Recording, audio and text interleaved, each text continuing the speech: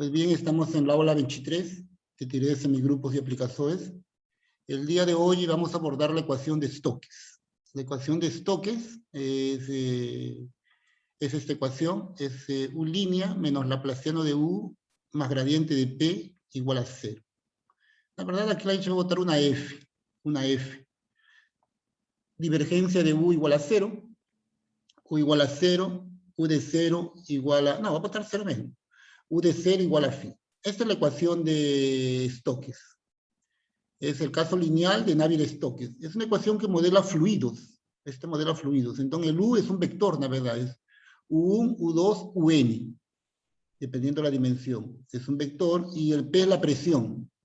Entonces el movimiento de un fluido dentro de un recipiente omega, por decir, obedece las ecuaciones de Navier-Stokes. De Stokes, perdón. Navier-Stokes es esto con un termo no lineal. Más no estamos viendo esta ecuación que es lineal. Es U' menos laplaciano de U más gradiente de P igual a 0. U, repito, es el vector velocidad. Por lo tanto, es un vector. U1, U2 hasta UN. Si fuera dimensión 3, sería U1, U2, U3. Si fuera dimensión 2, sería U1, U2. ¿Y el laplaciano qué significa? Como U es un vector, el laplaciano significa el laplaciano de cada componente. Laplaciano de U1, laplaciano de U2, laplaciano de UN. ¿La derivada qué significa? Significa la derivada de cada componente. U', U2 líneas, UN línea. ¿Ok? P es una función escalar, entonces su gradiente es un vector, ¿no? Esta divergencia cero sale de la propiedad de conservación de la masa, que la divergencia tiene que ser cero, del vector velocidad. U igual a 0 en la frontera lateral, y condición inicial U de 0 igual a phi. Entonces, este es el problema de Stokes. Se llama la ecuación de Stokes. Es una ecuación importante dentro de EDPs, y es la que vamos a estudiar hoy usando semigrupos. ¿Ok? Entonces, vamos a trabajar como espacio de referencia, va a ser L2 de Rn. El omega va a ser Rn. Primero, después vamos a trabajar con omega abierto limitado. Los dos casos vamos a ver hoy. Entonces, primero cuando omega es todo Rn. Entonces, el espacio total es L2 de Rn a la n, porque son vectores. L2 de Rn estaría una función de L2 de Rn, más, o sea, cada componente estaría en L2 de Rn, más U es un vector, por lo tanto está L2 de Rn, potencia n, porque cada componente cae aquí. Son U1, U2, UN. Entonces el espacio de referencia es este, L2 a la n, solamente que esta condición, divergencia cero, tiene que ser agregada al espacio. Quien trabajó con Navier-Stokes, con Stokes, ya sabe que la condición divergencia es adicionada al espacio. Entonces definimos el espacio X como los U que están en L2 a la n, tal que divergencia es cero. En un principio se puede entender como que la divergencia en el sentido de las distribuciones, porque obviamente si está en L2, ¿qué sentido tendría tomar divergencia? No puede pensar como que X son los U en E, tal que la divergencia de U es igual a 0, en el sentido de la distribución. La divergencia en el sentido de la distribución. Más quien ya trabajó un poco con esto, sabe que se puede dar otra introducción también, ¿no? El X lo podemos definir así, como los phi, primero considero las funciones testes, los vectores testes, ¿no? Las phi que están en DRn a la n, tal que divergencia de phi es 0. Esto el espacio B. Y X es el fecho, la completación de este espacio con respecto a la norma L2, de Rn a la n, porque son vectores, ¿no? Este phi es phi1, phi2, phi n. Entonces considero las funciones TS con divergencia cero y considero su completación con respecto a la norma L2. Así normalmente se ve en los cursos, en los textos que estudian la ecuación de Navier-Stokes. Así se ve el espacio X. Más, si no quiere introducir estos conceptos, lo puede ver directamente como los U que están en L2 de Rn, tal que divergencia en el sentido de las distribuciones de cero. Bueno, se tiene que X es un espacio de Hilbert, con el producto interno normal, ¿no? Porque si yo tengo L2 como el producto interno de L2 a la n, ¿no? ¿Cómo es el producto? L2 es un espacio de Hilbert, ¿no? Y su producto interno es la integral del producto. Como cada componente está aquí, simplemente sumo los productos internos de cada componente, ¿no? Entonces, el producto interno en L2 de Rn a la n, que sería E, sería la suma de los productos internos de las componentes en L2. UI, BI, producto interno en L2. Es el producto interno natural. Entonces, este X es un espacio de Hilbert, eso es conocido, es un espacio de Hilbert. ¿Qué más? Se define el dominio del operador A. Aquí ven el operador A. Yo voy a definir el operador A como los U que están en H2 de Rn, H2, o sea, estas segundas derivadas en Rn, intersección chis, o sea, la divergencia tiene que ser 0 también. Tiene que ser la divergencia 0. Y el laplaciano de U tiene que estar en chis, o sea, el laplaciano debe tener divergencia 0, porque el laplaciano yo pido que esté en chis. ¿Qué chis? Chis es L2, chis es L2 de Rn a la n con divergencia 0. ¿Ok? Repito, chis son los vectores de L2 de Rn a la n tal que la divergencia es 0. Entonces, el dominio de A son los U que están en H2 de Rn a la n, entre chis, tal que el laplaciano también que haya chis. O sea, el laplaciano está en L2 de Rn a la n y su divergencia es 0. ¿Ok? Y defino el operador A de U como menos laplaciano de U, para todo U que está aquí en el dominio. O sea, no es el menos laplaciano normal, es menos laplaciano de un vector, obviamente, porque el U es un vector, menos laplaciano de cada componente, más las componentes tienen que estar aquí. Tienen que estar en H2 de Rn a la n y la divergencia es de 0, y el laplaciano tiene que estar en L2 de Rn a la n con divergencia 0. Es el dominio de A. Entonces tengo un primer resultado que es importante para aplicar los teoremas de Lumber-Philip, que la Yanchi conoce, ¿no? Este es el teorema 1, 2, 4, 7. Este me precisca Senado. Dice, el operador A definido acima, este operador es autoayunto y acretivo. Lémbrense que logo M acretivo. Lémbrense que acretivo es lo inverso de disipativo, ¿no? Si un operador es acretivo, el negativo es disipativo. Luego, si el operador es M acretivo, el negativo es M disipativo, ¿no? Acretivo y disipativo difieren una señal. Entonces, yo voy a probar el operador A definido así, es autoayunto y acretivo. Ya hemos visto anteriormente que todo operador autoayunto y acretivo es M acretivo, ¿no? ¿Por qué razón? Porque M acretivo y con dominio denso. ¿Por qué razón? Porque si yo tengo un operador A, si el espacio es reflexivo, el ayunto tiene dominio denso. Solo que como es autoayunto, el ayunto es el mismo. Entonces, tiene dominio denso. Entonces, L tiene dominio denso si el espacio es reflexivo. Más todos los espacios de soboletos que estamos trabajando son reflexivos. L2 es reflexivo. Entonces, por ser autoayunto, automáticamente tiene dominio denso. Porque su ayunto, que es L mismo, tiene dominio denso. Y cuando es autoayunto y acretivo, ya vimos eso anteriormente, cuando abordamos la ecuación del calor. Autoayunto y acretivo automáticamente es semi-acretivo. Eso acá vamos a verificarlo en todo caso acá, con más detalle. Entonces, si tengo un operador definido así, este operador va a ser autoayunto acretivo, luego M acretivo con dominio denso. Si es M acretivo con dominio denso, el negativo es M disipativo con dominio denso, ¿no? El negativo es M disipativo. Si el negativo es M disipativo, por teorema de Lumber-Phillips, va a generar un semigrupo. Entonces, esa es la estrategia, ¿no? Después, el negativo es semidisipativo, con dominio denso, por Lumber-Phillips va a generar un semigrupo, y ese semigrupo es que va a dar la solución al problema, el semigrupo aplicado al dato inicial. Entonces, probemos este teorema. Afirmación, primero vamos a probar que la imagen de I más A es todo chis. Veamos que esto es verdad. La imagen de I más A es chis. Chis, lémbrense quién es chis, ¿no? Chis es L2 con divergencia 0, ¿no? Chis es L2 de Rn a la n con divergencia 0. Ese es chis. ¿Está? Entonces la Yanchi tiene... voy a probar que esto es verdad, entonces tomo un elemento, vas a probar que chis está contenido acá, ¿no? Entonces tomo un elemento que está en chis, entonces es un vector, porque chis es L2 de Rn a la n con divergencia 0. Entonces tomo un f que está aquí. Entonces cada componente está en L2 de Rn, ¿no? Porque si está en chis, chis es L2 de Rn a la n. Entonces cada componente está en L2 de Rn. Entonces, si cada componente está en L2 de Rn, luego existe un UI en H2 de Rn, solución de problema elíptico. Esto es las Milgram. Teorema de las Milgram garante que para este FI en L2 de Rn existe un único UI en H2 de Rn, solución de este problema elíptico. Menos Laplaciano de UI más UI igual a FI. Entonces a cada una de estas soluciones me van a dar origen a un vector, ¿no? Porque yo pegué cada componente y a cada componente, por estar en L2, existe una única solución de este problema elíptico, ¿no? Son n componentes.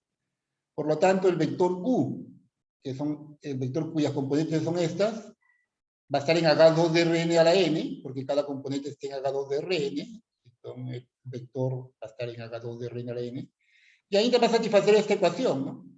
Menos Laplaciado de U más U igual a F, porque esta ecuación, la verdad es una ecuación vectorial, eso significa menos Laplaciano de U1, menos Laplaciano de U2, menos Laplaciano de UN, más U1, U2, UN, igual a F1, F2, F. Entonces, esto escrito como componentes es esto. Esta es la igualdad de cada componente. Entonces, la igualdad de todas las componentes me da esta igualdad vectorial. Viceversa, si tengo esta igualdad vectorial, cada componente debe ser igual y tengo esto. Estas dos cosas son equivalentes. Esta es en la forma componente y esta es en la forma vectorial, donde U es U1, U2, UN. Entonces, piense que este vector U, mire, tomé un F, Fi en X, que es L2 de Rn a la n, con divergencia 0. Cada componente está aquí, luego existe única solución en H2 de Rn, solución del problema elíptico, y defino U como el vector formado por estas soluciones, U1, UN. Este U está en H2 de Rn a la n, porque cada componente está aquí, y satisface esto de acá, menos Laplaciado de U más U igual a F, porque se satisface a nivel de componentes. También yo tomo BI como la derivada de UI con respecto a X sub I. Como UI está en H2, la derivada va a estar en H1, ¿no? Porque UI está en H2. Entonces BI, que es la derivada de UI con respecto a X sub I, está en H1. Y tomo YI como la derivada de FI con respecto a X sub I, ¿no? O lo que FI está en L2. FI está en L2, entonces su derivada va a estar en H menos 1. Eso se conoce de un primer curso de espacio de Sobolev, ¿no? Cuando la función está en L2, su derivada en el sentido de las distribuciones son elementos de H menos 1. Entonces tomo YI igual a la derivada de FI con respecto a X, que está en H menos 1 de Rn, ¿no? Porque FI está en L2. Entonces, como yo tengo esta ecuación,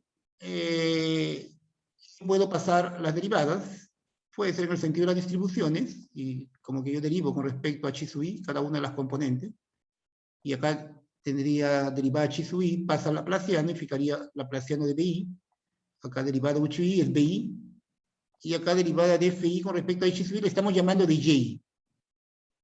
Entonces tengo que, si BI representa esta derivada de U con respecto a X sub I a H1, yo tengo que menos Laplaciano de BI más BI es igual a Y, donde Y es esto.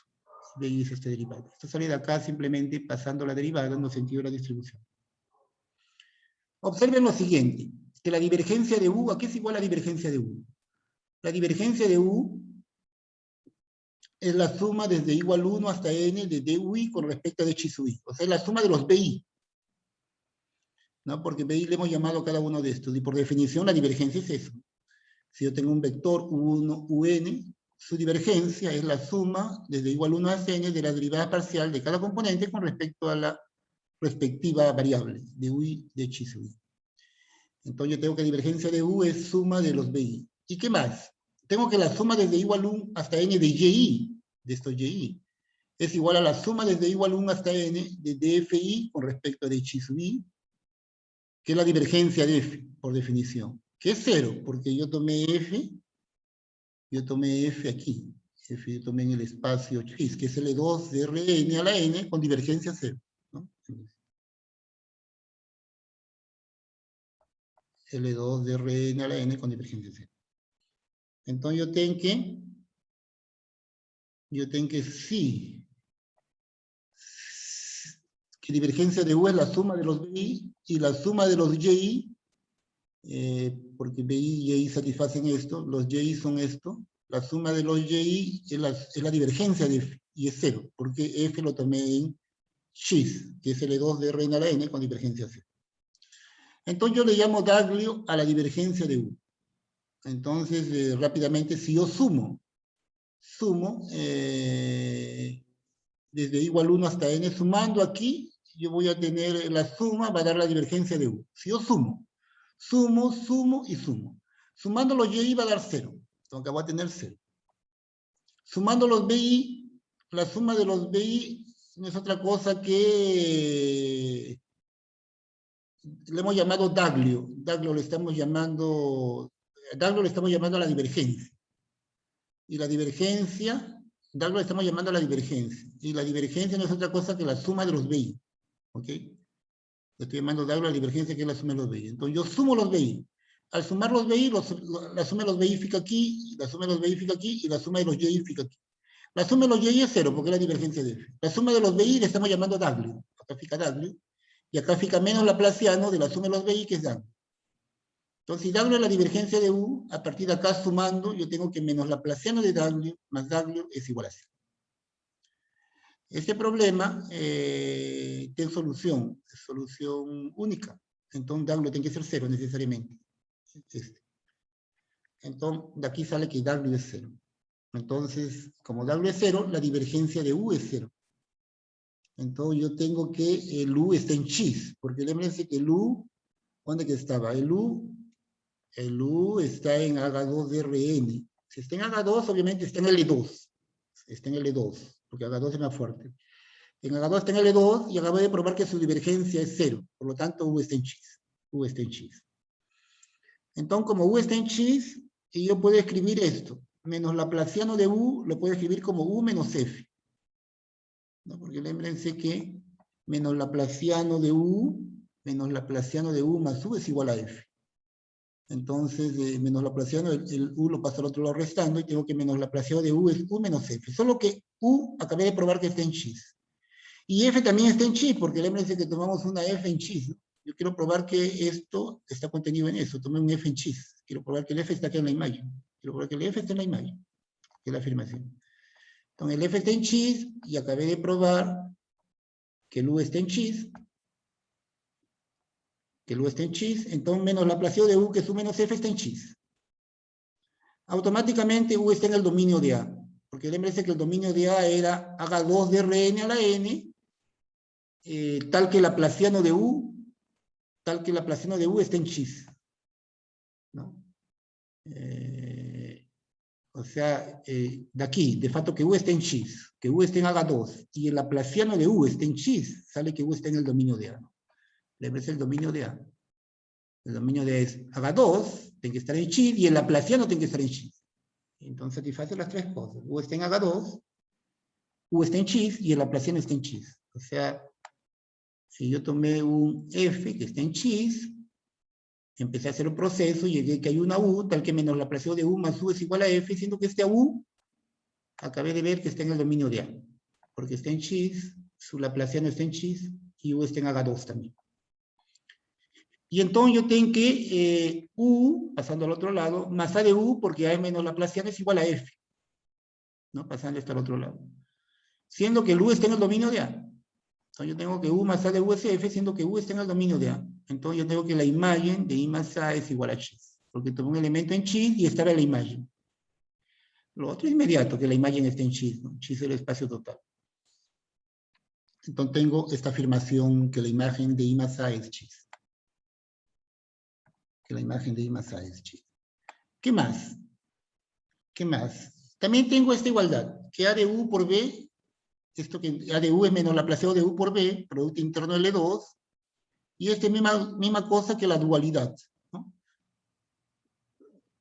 Esto es la dualidad de este elemento, cuando esté en H menos 1, por este elemento que esté en H1.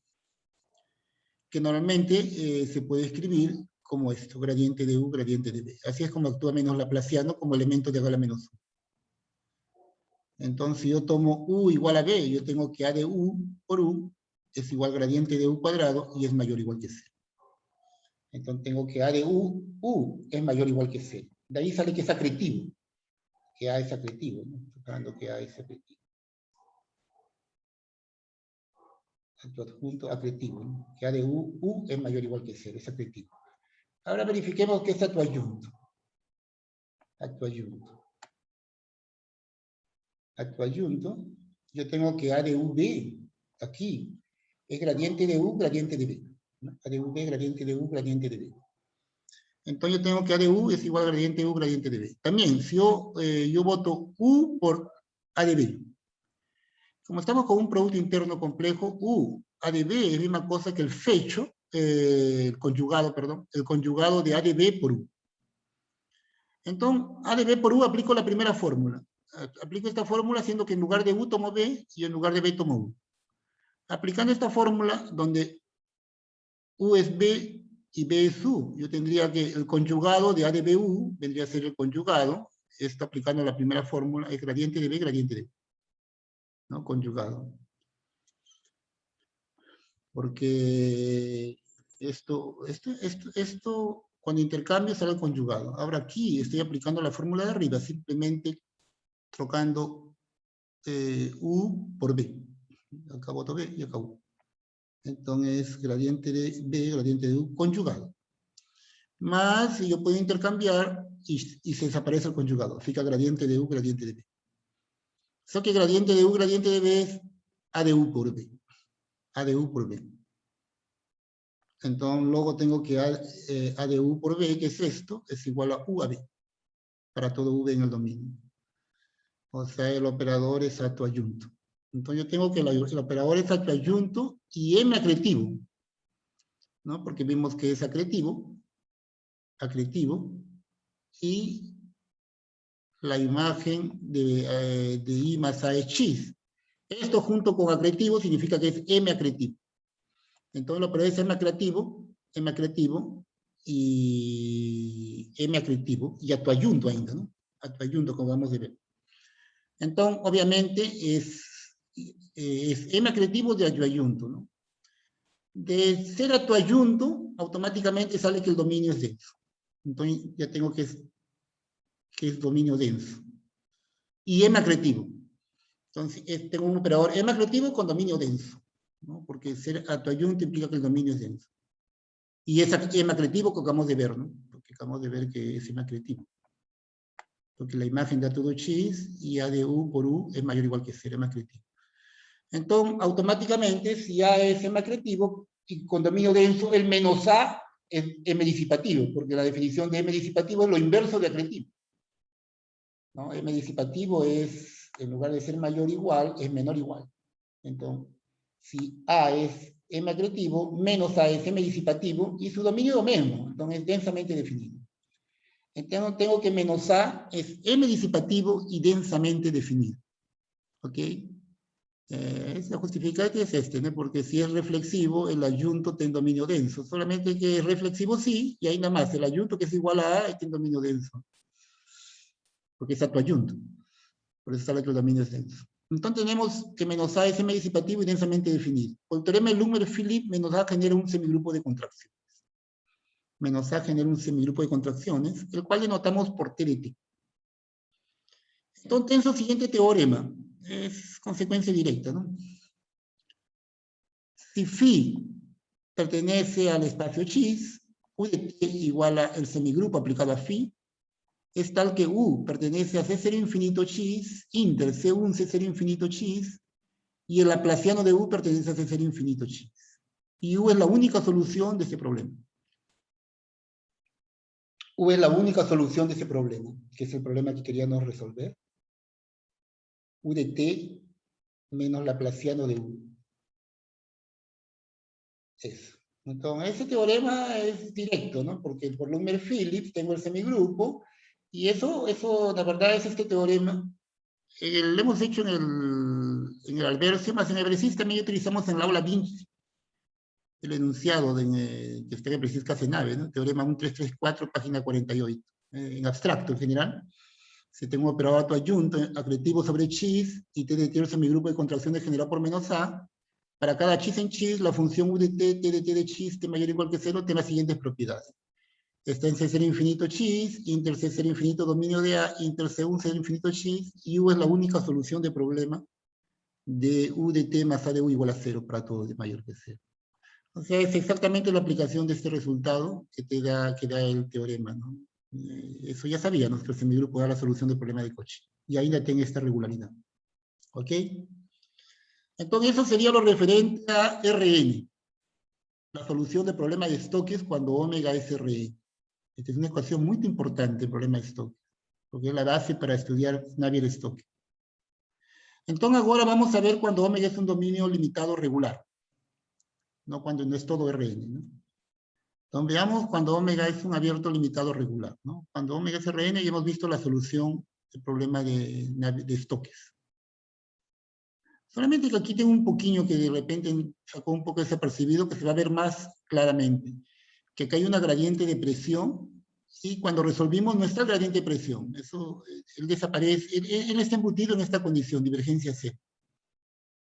Más eso lo vamos a ver con más detalle ahora que veamos el caso de un abierto limitado con frontera regular. Ahí se ve más claramente cómo aparece la presión. Entonces, cuando omega es Rn, esa es la prueba de que existe solución del problema de Stokes. Aquí está. Ahora veamos cuando omega es un dominio limitado con frontera regular, ¿ok? De clase C2. C omega contenido en Rn, un dominio limitado con frontera de clase C2, con frontera regular de clase C2. El espacio E es el espacio L2 de omega a la n. Y F defino como las distribuciones. Esto ya es la forma más natural de definir. Quien está acostumbrado a trabajar con la ecuación Navier-Stokes ya sabe esta definición. E L2 a la n, F son las funciones testes a la n con divergencia cero, y defino chis como el fecho, la completación de F, las funciones testes con divergencia cero, con respecto a la norma de L2 a la n. Chis es un espacio de Hilbert como producto escalar de L2 a la n. ¿Ok? Esto se verifica fácilmente que es un espacio de Hilbert. Ahí se puede ver, antes de avanzar, hay más información con respecto a esto, ¿no? Vamos a avanzar, después la Yenchi continúa. Es un espacio de Hilbert con productos escalares. Sea P de E en chis. Lémbrense que E, ¿quién es? L2 a la N. Y chis no sería otra cosa que L2 a la N con divergencia cero, en todo caso. Es la completación de la fusión S con divergencia cero con respecto a la norma L2. Entonces considero la proyección de E sobre el espacio chis. La proyección ortogonal, que a cada E la asocia el elemento que está aquí, la proyección, porque este es un subespacio fechado. Es un subespacio fechado E, entonces existe la proyección ortogonal sobre un subespacio fechado. Entonces, tengo E, tengo chis, tengo P, la proyección ortogonal sobre el subespacio fechado, chis, y defino el dominio de A, el dominio del operador A, como haga 2 de omega, inter haga 0,1 de omega a la n, intersección con chis. Este es el dominio del operador A. Y A de U defino como menos la proyección del laplaciano de U, para todo U en el dominio de A. Observen, el U, al estar aquí el U, tiene sentido hablar de su laplaciano. Su laplaciano es un elemento que está en L2. Su laplaciano, ¿no? Porque toman el dominio. Si está en el dominio, yo tengo que el laplaciano, como está en H2, el laplaciano está en L2. Como el laplaciano está en L2, aquí L2 a la n, yo puedo aplicarle la proyección y llevarlo a chis. Porque esto tiene que estar en chis. Entonces, A de U es menos el laplaciano más su proyección sobre el espacio chis, sobre el espacio que es L2 a la n con divergencia cero, ¿no? L2 a la n con divergencia cero. De aquí a poquito vamos a ver un poco mejor este chis. L2 a la n con divergencia cero, y ahí ya tengo una condición de la derivada normal. Entonces define así el operador A de U. A ver, el operador A de U es menos P de laplaciano de U, donde P es la proyección de L2 a la n sobre el espacio chis, que es L2 a la n con divergencia cero, ¿no? O con más rigor, el fecho de las funciones TS con divergencia cero con respecto a la norma L2 a la n. Tengo el siguiente resultado. Estos ya son resultados fuertes, miren. De ahí ya no tengo que usar, porque probar no tengo. Por ejemplo, esto está en el Fujita, Kato. Para ver, esto de acá está en el Brzezinski Casenave. Entonces, esto fue feito por Fujita y por Kato. Son resultados que marcaron época en su momento. Fueron resultados fortísimos. Ver la bibliografía que está en el Brzezinski Casenave. En el Brzezinski Casenave está la bibliografía de Fujita y Kato. Ellos probaron este resultado. Ahora, teorema 149 que la gente va a usar, obviamente. El operador A definido encima, este operador A, es atuayunto y acretivo, logo M acretivo, con dominio denso. Es un teorema importante, probado por Fujita, Kato, por Fujita y por Kato. Teorema 11. En la bibliografía donde está en el Brzezinski Casenave. Ahí es el teorema 1249. Ahí te manda la bibliografía exacta de Fujita y Kato donde está probado ese teorema, este resultado. Dice que el operador A definido encima es atuayunto y acretivo, logo M acretivo, con dominio denso. Ainda más, se tiene esta observación, miren, esta observación es muy importante. Observación. Es claro que si U y F están en el dominio de A por X, o sea, U está en el dominio de A y F está en el espacio X, L2 a la N con divergencia 0, el dominio de A, lémbrese que es haga 2 inter, haga 0, 1 a la N, intersección con X. Si UF satisface esta ecuación, A de U igual a F, si solamente si existe un P en haga 1, tal que menos laplaciano de U más gradiente de P igual a F. O sea, yo tengo que A de U menos P laplaciano de U es igual a F, repito, menos P laplaciano de F, si solamente si existe un P en haga 1, tal que esto es verdad. Esto de observación no es tan claro, no, es un teorema de RAM, el teorema de RAM, que menos P laplaciano de U igual a F, porque A de U es menos esto. Si solamente existe un P en haga 1, tal que esto es un o sea, menos laplaciano de U más gradiente de P igual a F. O sea, el facto que esta igualdad se dé sobre este espacio con divergencia 0 hace con que aparezca la presión. O sea, la presión aparece de forma natural, ¿no? Si yo tengo esta igualdad, automáticamente existe la presión. O sea, aparece la presión y desaparece esta proyección, ¿no? Porque hay una proyección. El operador A de U es menos la proyección. Entonces, la verdad, yo tendría acá menos la proyección de laplaciano de U igual a F. Menos la proyección de laplaciano de U igual a F. Entonces, quiero que desaparezca la proyección, desaparece y aparece una presión. Existe P en haga 1, tal que menos laplaciano de U más gradiente de P igual a F. Y este P no es únicamente determinado, es determinado salvo una constante. O sea, hay un P que puede ser ese P más una constante, va a seguir satisfaciendo. El P es determinado salvo una constante. ¿Ok? Entonces, como la Yanchi quiere determinar únicamente ese P, porque hay una constante de por medio, ¿no? Si yo tengo esta igualdad, A de U, que es menos P laplaciado de U igual a F, si solamente si existe P en haga 1, tal que esto es verdad, ya desapareció la presión, ya desapareció la proyección, más apareció un gradiente de presión, igual a F, este es equivalente, siendo que el P que aparezca es determinado salvo una constante. O sea, si hay un P que satisface, P más una constante también satisface. Entonces, con el objeto de fixar un único P que satisfaga para eliminar la constante, se define ese espacio, ¿no? Los P en haga 1, tal que la integral sobre omega de P es 0. Entonces ahí va a fixar, ahí ya va a ser único, ¿no? No va a ser salvo una constante. Tomo los P en haga 1, tal que la integral sobre P es 0, entonces ahí sí. Dado U en F en el dominio de A por X, tal que A de UF existe una única P en haga 1, la verdad una P en Y, tal que menos laplaciano de U igual a F más gradiente de presión. O sea, esta igualdad da origen a una única P aquí, con integral 0, tal que verifique esta igualdad. ¿Ok? Entonces, así como aparece la presión. Normalmente en la forma operacional la presión desaparece, está absorbida por la condición de X, que la divergencia sea 0. ¿No? Ahí está absorbida esa condición. Entonces, al tener esta igualdad, y automáticamente aparece la presión debido a esta observación. Aquí, observación. Bueno, esto de acá ya lo he dicho. Entonces, aquí dice, pruébase que en general U escalar N fa sentido para U en E, tal que el gradiente esté en L2.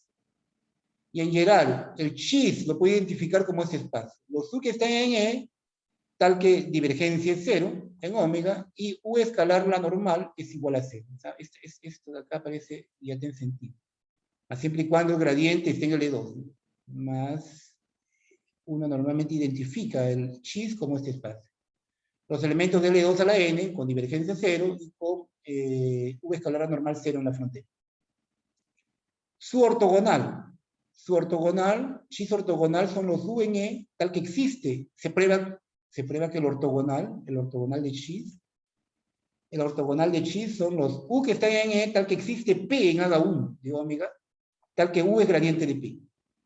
O sea, el ortogonal de los elementos de L2 con divergencia 0 son los elementos que son gradiente de presión. Ese es el ortogonal. Repito, yo tengo U en L2 a la N con divergencia 0 y esta condición. Su ortogonal, con el espacio, con el producto interno de L2 a la N, su ortogonal son los elementos de L2 a la N, tal que son gradiente de presión. Son los U, tal que existe un P y U es gradiente de presión. Ese es ortogonal. Esto de acá es una propiedad. Es el Teman, página 15 y 16. El Roger Teman está probado esto. Berteman, página 15 y 16. Hay un teorema que está ahí que dice que es esto. Si chis es esto, chis ortogonal es caracterizado por esta forma. Son los elementos que son los UN, tal que existe un P en cada uno y U es gradiente de presión. Ainda tense que esta aplicación, la aplicación que va en chis, que cada F la asocia UP, es continua, ¿no? Yo agarro una F y la asocio U y P, vía esta relación, ¿no? A cada F la asocio U y P, satisfaciendo esto, ¿no? Solución de este problema. Esta aplicación, que a cada F la asocia U y P, vía esta condición, que es el problema elíptico, es continua. Esto es página 94 del Teman, ver Teman, página 94. Yo les voy a enviar el Teman a los que no tengan. Yo tengo el PDF del Teman. Ahí entonces yo tengo que a cada chis la asocia esto. Y es una aplicación continua. Entonces, que menos A es M disipativo con dominio denso, ¿no? ¿Por qué menos A? Es porque la Yenchi ya vio, ¿no? Teorema del operador definido acima, en el teorema de Kato, Fujita-Kato, tengo que A es definido acima, tanto Newton creativo, logma creativo con dominio denso. Entonces, todas estas observaciones solamente para esclarecer. Más, siguiendo este teorema, yo tengo que menos A es M disipativo con dominio denso. Menos A. Estas observaciones las voy a usar de aquí a poco. Entonces, usando este teorema, debido a Fujita-Kato, yo tengo que menos A es M disipativo con dominio denso.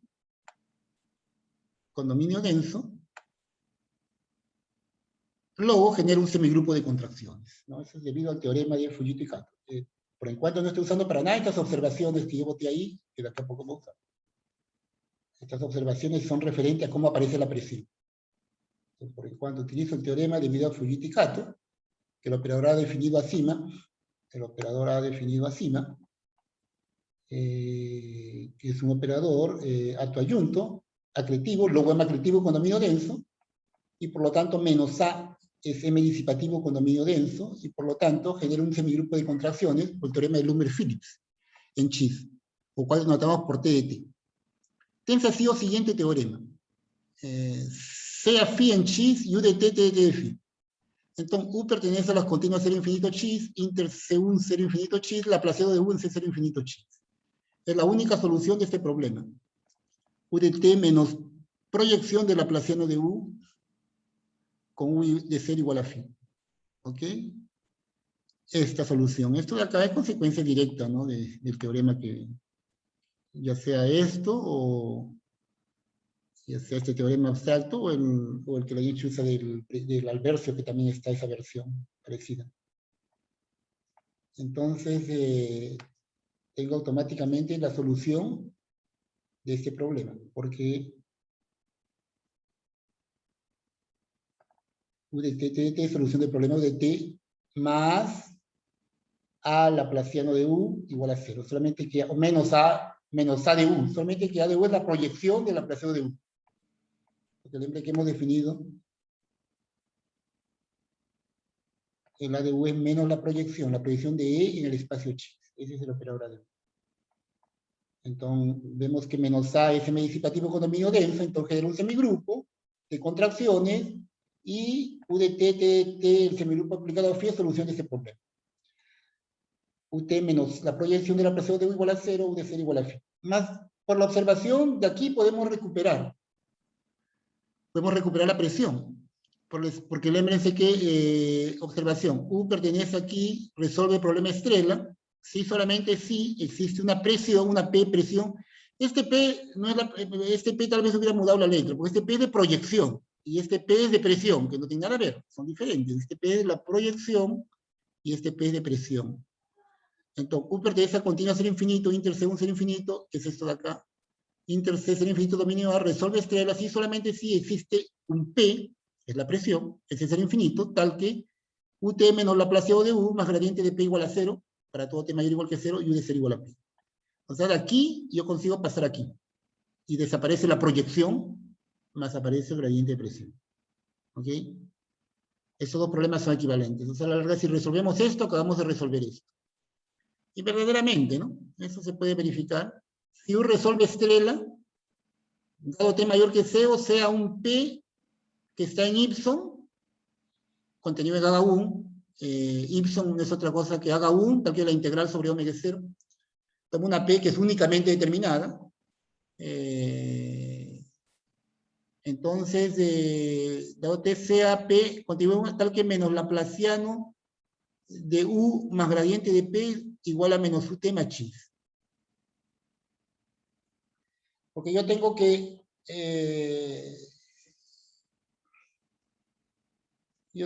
U de T, yo tengo que esto está en X. Esto está, yo tengo, vamos a usar esto de acá.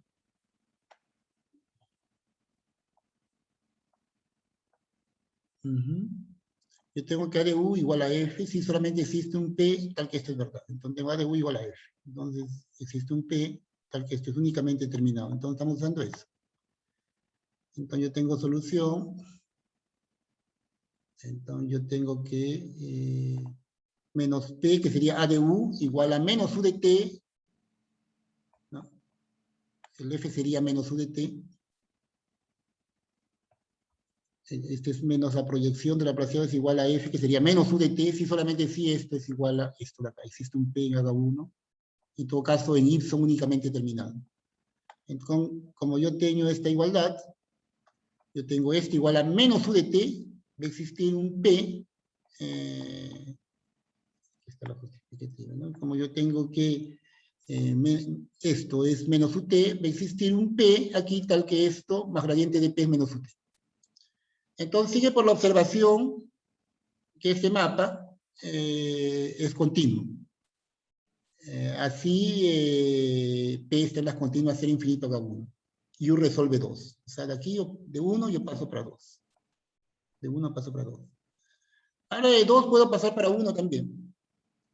Si 2 es válido, aplicando la proyección, el gradiente desaparece. ¿No? Si yo aplico la proyección de U va a ser el propio U, y acá sí fijaría, ¿no? La proyección fijaría esto, y esto va a estar en el ortogonal. Entonces su proyección sobre E, como está en el ortogonal, es C. Y llego a la ecuación de arriba. O sea, si esto 2, aplico la proyección y tense 1 estrella. O sea, la verdad, este problema 1 estrella es equivalente a este problema 2 estrella. Siendo que aquí aparece la presión que es continua de 0 a infinito con valores en H1. Entonces miren cómo aparece la presión de forma natural debido a la observación que hemos visto. Pues bien, este es el teorema que quería abordar en el aula de hoy. Este es el problema de Stokes. Voy a parar el aula.